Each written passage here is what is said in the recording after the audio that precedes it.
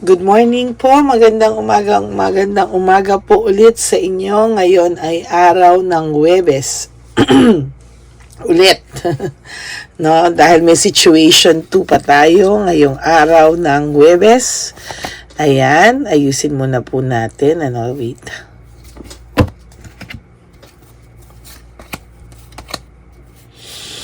Kamusta po? Napanood nyo na po ba ang Situation 1? Teka, hindi ko pala. Kailangan ko palang i-edit yung title. Situation 1 ang ilalagay ko. Ayan, Ito rin.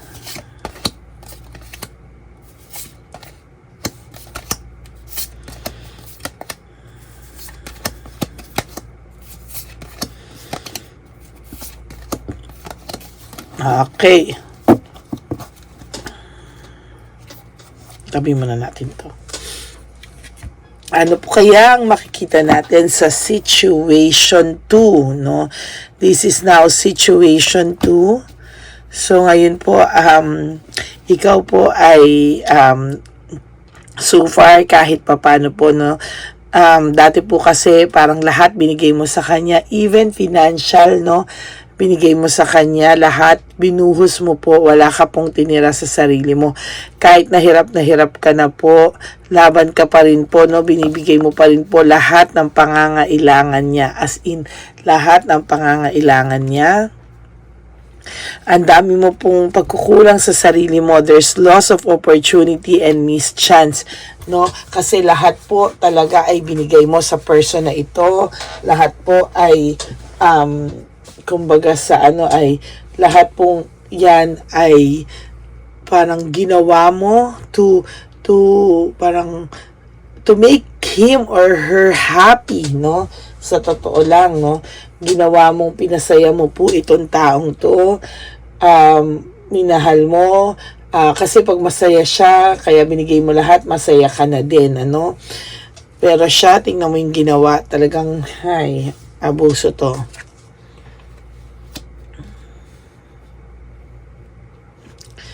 So, ang ginawa niya sa iyo, no, parang biglaan po yung paghihiwalay nyo. Wala pa kayong masyadong closure sa ngayon. For some of you, while reading this, ginose po kayo nitong taong to, no?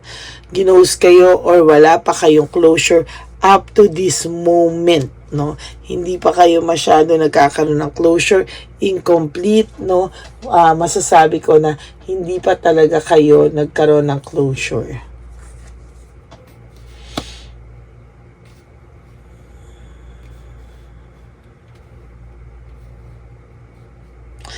Disconnected pa nga kayo sa isa't isa. Sa ngayon talagang wala kayo nitong ayan. Disconnected kayo, hindi ko pa masasabi talaga na wala pa kayong clear na pag-uusap talaga, no, sa isa't isa. Kaya medyo kung titingnan natin yung barahan nyo, no, medyo malabo pa talaga yung estado nyo, no? Kasi alam natin na hindi na kayo nag-uusap. Alam natin na ginose kayo ng taong to. Pero, ngayon, para kasi siyang no? Nanlamig na lang siya bigla sa'yo, no? Bigla na lang siyang nanlamig sa'yo na parang yelo. Ayan, ang situation number 2. Susulat ko lang po. Situation 2.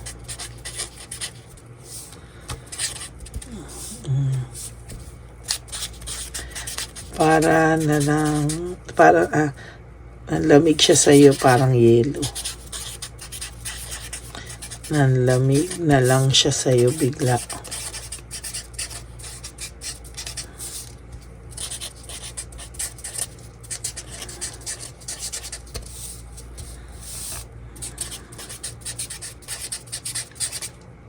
Parang yelo.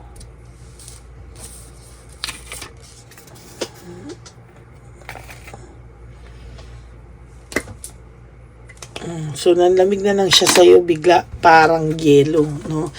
Meaning, parang Hindi mo alam, out of nowhere, bigla na lang naramdaman mo yung panlalamig niya, no? Sobra-sobra yung panglalamig niya. Parang hindi mo alam kung ano yung nangyari, saan ka ba nagkulang, saan ka nagkamali, no?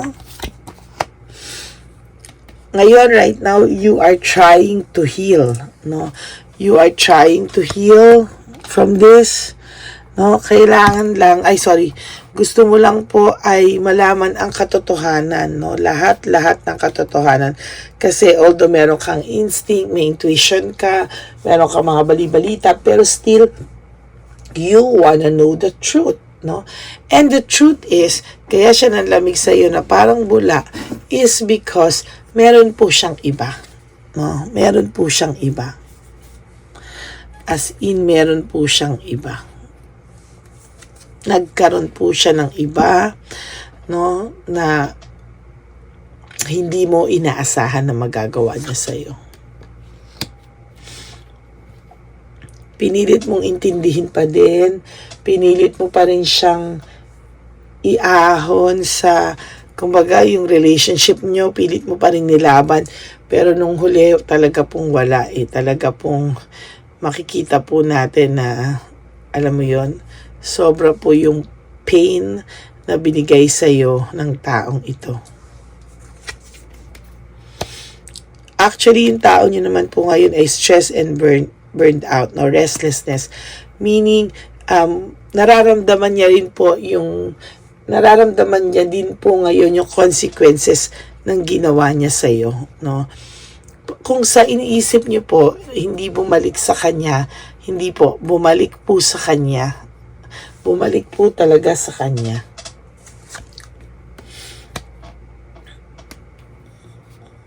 Actually, nararamdaman niya po ngayon na mahal ka pa rin niya. Ngayon pa lang po nagsisingkin dito sa taong to. To be honest with you, no, mahal ka pa rin naman daw po ng taong ito. There's boredom, there's lack of passion, ano. Sa totoo lang po,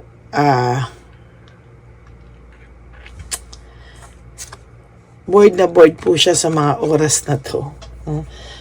Hindi niya po kaya, hindi niya po alam kung anong gagawin niya, pero to be honest with you, he or she is really bored. Meron po siya mga desisyon na hindi pinag-iisipan, very careless. Careless ang taong to, no? Parang magustuhan niya, gagawin niya kaagad, no? Without even thinking, makakasakit ba ako? Ano bang magiging consequences nito sa amin? Ayan, so yan na po yung bali nangyari, no? So, totoo lang, very selfish. Don't worry po, you will experience naman joy, success, and you only have to be positive sa buhay, no? There are times na nalulungkot ka, but still, labanan mo pa rin daw po. Ha? Kailangan mo pong labanan ng pagiging positive yung mga nangyayari sa inyo. Right now, this person, sinagad ka nito. Sinagad ka po nito ng tipong yung financial mo ay talagang nag-suffer, no? Talaga maibigay mo lang lahat dito talagang nag-budget ka, nag-suffer yung budget mo, no? Pero hanggang ngayon, kahit paano nakaka-adjust ka na ngayon, wag mo na pong ulitin, no? Na isasakripisyo mo po yung sarili mo para po sa taong ito. No. Hindi po pwede yun. And ano naman po ang nararamdaman niya sa ngayon, no, itong taong to, no? I was hurt by you. Meaning, ikaw po ang sinisisi niya. Bakit kayo naghiwalay pa, no? Parang sa iyo niya pa po sinisi lahat. Sa iyo niya pa po,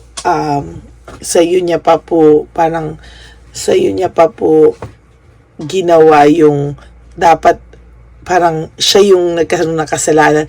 Pero ikaw pa rin lahat ang may kasalanan, no? Parang sa ngayon, lahat talaga ng maiisip na lahat ng rason na pwede kaya kayo naghiwalay, it's all because of you, no? Hindi po siya tumatanggap ng pagkakamali. It's really all because of you, no? ganyan siya mag-isip, no? It is all because of you daw, no?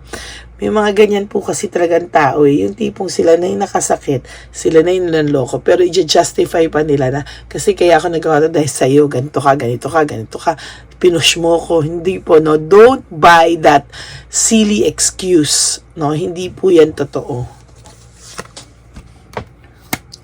I'm starting to understand our connection. Sabi sa inyo eh, ngayon pa lang sa kanya nagsisinkin ito. Don't treat me the way you do. I don't deserve it. Alam niya naman po, no, na napakabuti mong tao at hindi niya deserve. Pero to justify everything, pinapalabas niya ikaw pa rin ang may kasalanan. No? Sira ulo to. I know that I crossed the line with you. See, alam naman po niya na talagang siya ay nag-cross the line, na meaning sinagad kanya lahat ng anggulo, ha. Mentally, spiritually, emotionally, physically, and most especially, financially. Nasa id ka po talaga. No? You've triggered me. So, sabi sa iyo ikaw po ang sinisisi niya sa lahat, no? Ikaw po talaga ang sinisisi niya. Kaya nakakatuwa ng taong to, no? Lagi ikaw pa rin ang may kasalanan sa lahat. Parang wala na siyang ginawang ikaw pa rin ang may kasalanan. Parang ano ba yan? Ay. Grabe tong taong to. Sandali. Gusto kong i-feel yung energy niya. Bakit ikaw ang sinisisi niya eh?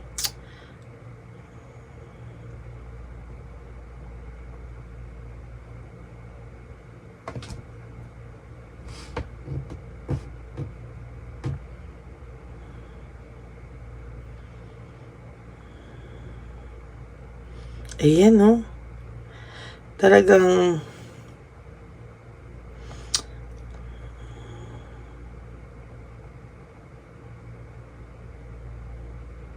grabe.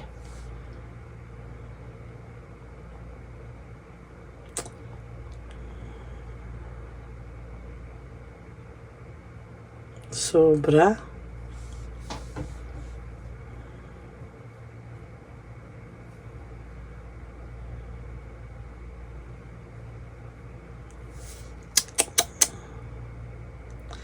Hayaan niyo po, bumabalik naman po sa kanya kung ano po yung ginawa niya sa inyo, bumabalik po, to tell you honestly, no? Wag po kayong magdamdam, wag po kayong magdamdam, wag po kayong pero talaga sa totoo lang po, nararamdaman ko po talaga, no? Nararamdaman ko po talaga na bumabalik po sa kanya sa mga oras na to.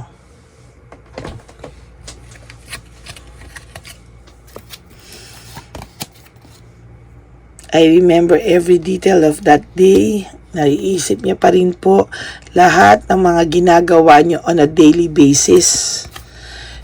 How could you ever forgive the mess I've made? Parang ito po, iniisip niya na gusto niya, kaya niya sinisi lahat sa'yo kasi gusto niya one day, kapag everything hindi talaga nag-work out, babalik siya sa'yo.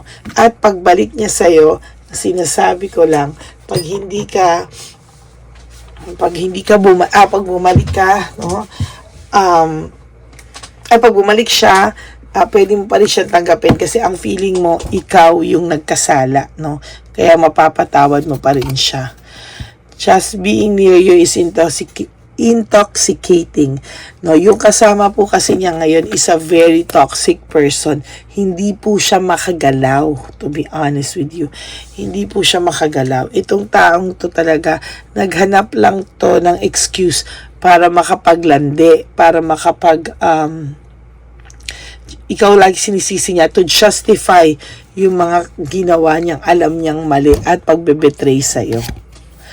Then, he is afraid to lose you, no? Natatakot din naman ang taong ito na tuluyan kang mawala. Pero talagang mangyayari yan kasi, sasabihin ko sa iyo, kapag walang ginawa ang taong to, one day, magigising ka na lang na hindi mo na mahal ang taong to.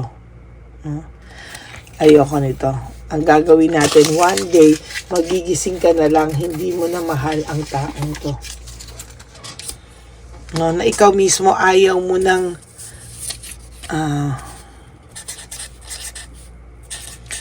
magigising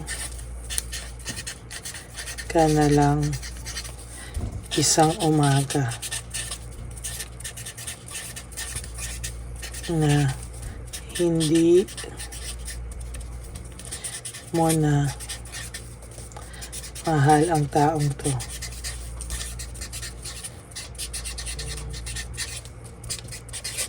Why? Bakit magigising ka na ng isang umagang hindi mo na mahal ang taong to? Mapapagod ka na rin po, no? Ang tao po ay may kapaguran. At saka when you realize na yung ego niya and yung pride niya is mas better, mas pinahahalagahan niya, mas binavalue niya kesa sa'yo, you will feel walang gana na sa susunod.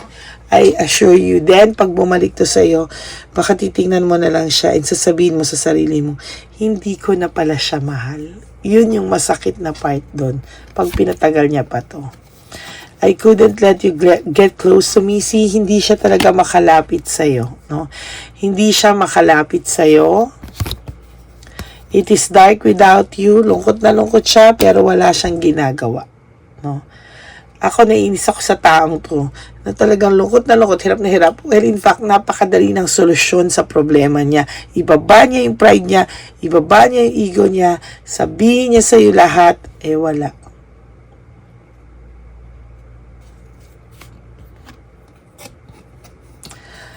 I wonder if you are happy without me, no? For those of you, no, iniisip niya talaga masaya ka na, no? Yung sinasabi ko dito sa financial kanina is maybe pwedeng tinutulungan mo siya sa lahat ng problema niya, no? Binigay mo sa kanya lahat-lahat. Or pwede rin namang ikaw yung nagbabudget, no? Sa inyong dalawa na tipong pinagkakasya mo lang kung ano yung meron kayo at wala kang hinihinging kahit ano, but still, ikaw pa rin yung nagbabudget sa lahat-lahat, no? Bawa, meron lang siyang, ito lang yung sweldo niya, o meron lang siyang allowance, or ano, pinagkakasya mo yun sa abot na makakaya mo at may tira pa sa kanya, no? Meron pa siyang pera para sa ibang bagay, no? Samantalang ikaw, talagang budgeted ka din, no? Talagang budgeted ka. You are so different from everyone around me. Alam niya na iba ka sa lahat, no? Alam niya talaga na hindi ka niya matutulad sa iba, no? Alam niya. And then for your last card, I hope that you can forgive me one day. Kanina pa to, I hope you can forgive the mess I made. Ngayon, I hope you can forgive me one day. Paano ka i-forgive kung ikaw mismo ay hindi ka lumalapit at gumagawa ng paraan? Hindi naman pwede lalapitan ka nito at sabi, pinapatawad na kita, umuwi ka na, hindi na ako galit, baby. Hindi ganon. Kigigil ako sa iyo. Umaga, second reading ko, nakakagigil ka. Okay, so yun po, no? Maraming pong salamat sa lahat ng nanood for Situation 2. Ito ay magigising ka na lang isang umaga na hindi mo na siya mahal, no? Hindi mo na siya mahal. Yan ang masaklap. Gigising ka na isang umaga, ayaw mo na pala sa kanya. Okay ka na pala, hindi mo na pala siya kailangan sa buhay mo. For some of you, nangyari na yan, yung nagising na sila na hindi na nila mahal. But for some of you guys, meron pa kasing pagmamahal, no? Pero sooner or later, it will fade. It will really fade. Believe me. Mawawalan ka na rin ng gana sooner or later. That's it for Situation 2, no? Thank you so much. And for those of you who wants to have a private reading with me, you can always message me po sa Lady Lee Elena. That's Ladyly. Ipinopost ko naman po siya right after my video kung saan niyo po ako pwedeng i-message. Okay? So, thank you so much from the bottom of my heart. Thank you po. And, sa lahat po sa inyo, sa Lady Elena friends, family, and subscribers, mahal na mahal ko po kayo. I am always praying for all of you, no, na sana po lahat po ng mga nasa puso nyo ay kung makakabuti sa inyo, and if God's will, ipagkaloob niya po sa inyo. Yun lang po. No? Please po, no skipping of ads. Tulong nyo na po yan sa ating advocacy for the elderly. And for those of you kung nag-resonate sa inyo and you want to give me a super thanks, I would really, really, really appreciate that. Maraming pong salamat sa inyo, and may God bless you today. May God bless your broken heart, and mahal na mahal ko po kayo. I love you. Bye!